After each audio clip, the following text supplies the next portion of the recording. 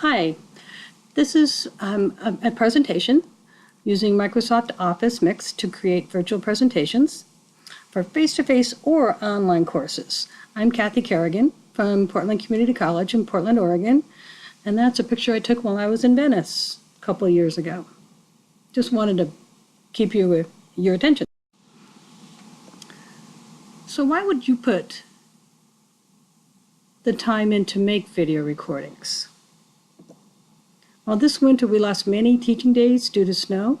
However, my online courses did not lose 1 minute, while the face-to-face classes were redoing schedules every day because we never knew what the next day was going to bring, trying to figure out how to get all of their content in by the end of the term. It was kind of a nightmare. However, the instructors I have that are trained in teaching online simply made short videos using this method while they're at home, maybe while their kids are watching a movie or something, and posted in their courses. We happened to use Brightspace Desire to Learn and made worksheets for them to work on while they were watching the videos, and then recapped when they finally were able to meet in the classroom. Students really appreciated them and the fact that they could go back and watch it over and over to gain a better understanding. So why would you put in the time to make these recordings? Well, I do know that what I've seen from the textbook publishers, that they're either not doing it or not doing it real well yet. You can put your own spin on the topic. And they can and will find videos on YouTube anyway, and that's fine. But if I have personalized videos and require them to watch, in the case of a snow day, then they will still know what topics I want them to focus on. One suggestion I have is go ahead and have your school spend, I think, $150 or so for a nicer bamboo, it's called a Whatcom bamboo stylus and pad. It's wonderful for drawing out things. So when you're doing this, you want to leave blank pages in your PowerPoint for drawing and working out problems, and I'll show you that in a minute. I found that it's real handy to have the answers worked out on paper close by, so I don't have to spend time calculating or figuring it out. But making mistakes is also fine, and it shows them, students, that's them, that it is normal to mess up sometimes. Print out the PowerPoint so you know which slide is next, or have another computer on if you have another computer, if you're working with a colleague. Test your microphone. Test your microphone. Yeah, test your microphone. We did borrow a real high quality one from our IT services, but you still have to turn it on. Well, I forgot to show you, I didn't forget actually, I'm going to show you how to draw. So if I wanted to do a problem, I can say, let's see, I like to do my unit factor, have, factor, and I like to write want, and then I'll draw my line out, and this is what it looks like on the board when I'm drawing it, a little bit just like I'm doing right now.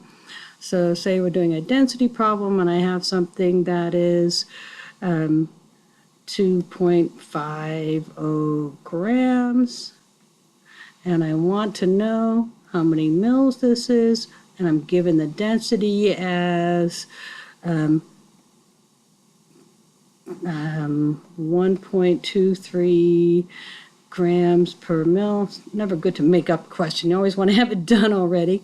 So if I have my density, I know that I have two factors, 1.23 grams over 1 mil, and I have 1 mil over 1.23 grams.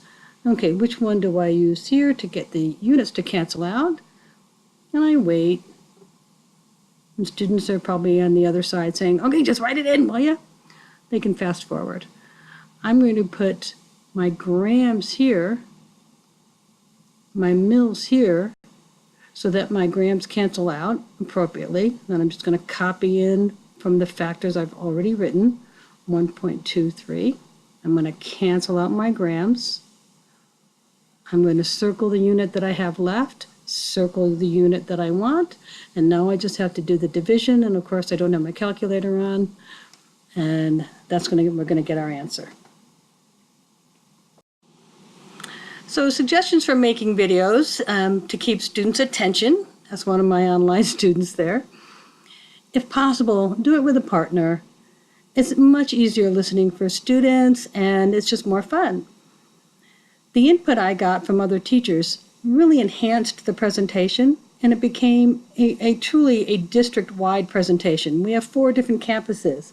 So when you get your instructors from different campuses kind of comparing PowerPoints, putting one together, it does take a long time to do that if you're making one that's going to be more permanent, but it makes it truly a district-wide collegial event.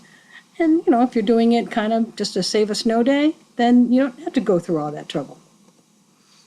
I found that working with a partner really helped. There was a lot of learning back and forth. Yes, I'm still learning content. I got tips from them on some things that they do that works for them that I'd never even thought of or heard about. I always like new jokes. I don't always remember them, but I like them.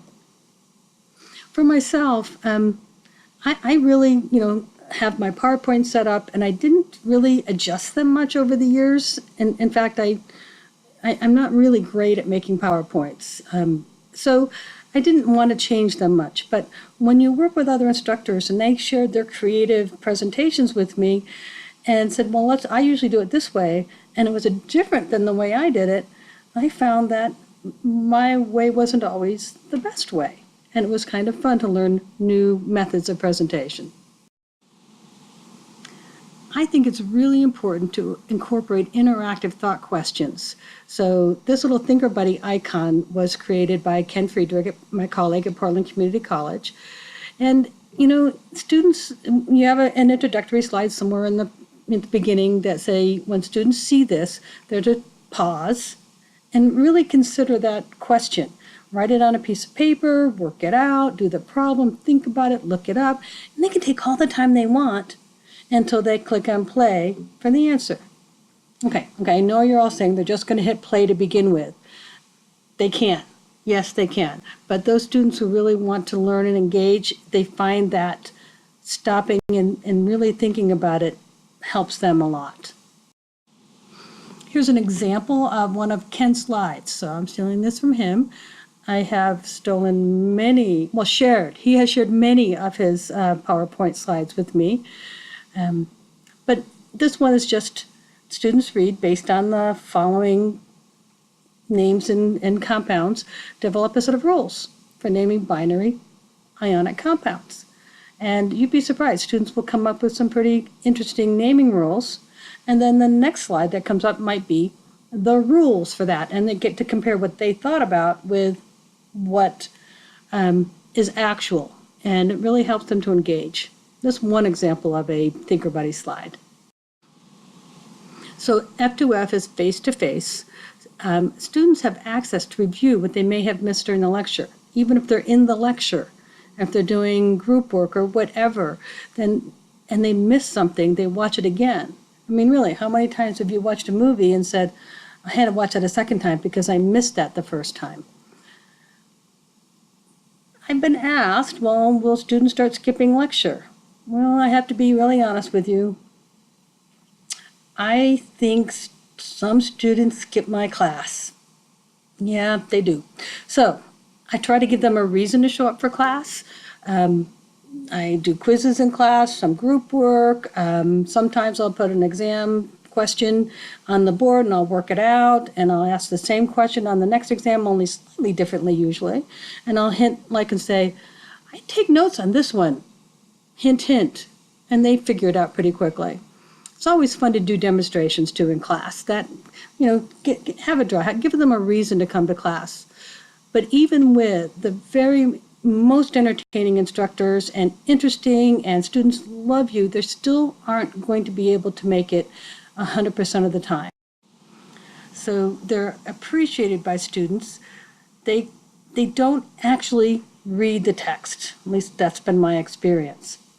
they will watch the videos. Well, here's a drawback. I found this year that they tend to skip read, meaning skip watch the videos on their devices without really engaging. So we still have to kind of teach them to totally engage and to set aside the quiet time to watch them. And let's talk about it together. I mean, how do you engage your students in classes to keep them, participating? And let's use that philosophy to try to get them to engage online. One advantage is when you're ready, it'll be easier for you to transform your course into a hybrid or flipped class. Or you may even go totally DL if that works for you. This may not be the best way to teach chemistry. Sure, I agree with that. But it's an option, and an option that works for many. For example, students who cannot make it to lecture. They're sick, their kids are sick, commuting issues, work responsibilities, whatever. They can't get the class on Wednesday afternoon, but they can go Monday afternoon, It still gives them the opportunity to get that degree, to get into their program. Students with different abilities, anxieties, YouTube does closed caption. There really are lots of reasons for students to watch these videos online and not necessarily come to class. Snow days, or in the case that an instructor might choose to travel to Italy for 7 weeks and teach from there. That's kind of fun. I did that. It was cool. So it's one way to making lemonade out of lemons. I had to teach online, so I made it work for me, but I also made it work for students. Well, thank you.